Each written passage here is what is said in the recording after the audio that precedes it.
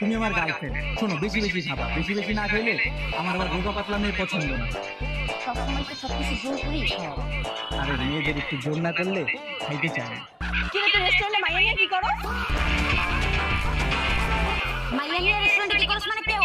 কে আমি মানে আমি ওর বউ। বউ মানে তুমি বিবাহিত। ও বিবাহিত নিয়ে এর পরে বুঝাইতেছি। তুই ঘরে বউ রাইখা তুই মাইয়া নিয়ে রেস্টুরেন্টে খাইতে আসছ। তোর আজকে আমি খাইছি। বাবু দাঁড়া দাঁড়া, দেখি এদিকে ঘুরো তো, একটু এদিক ঘুরো তো। বুঝলাম না বাবু, তোমার আজকে তো সুন্দর লাগতেছে কেমনে? তুমি মনে হয় আসার সময় নিশ্চয়ই পার্লার থেকে সাইজে আসছো, তাই না?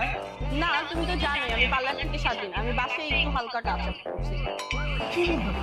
তাতে এত সুন্দর লাগতেছে তোমারে। ওয়াও, তোমার হেয়ার কালারটা দেখি, দেখি একটু ঘুরো তো, একটু ঘুরো না।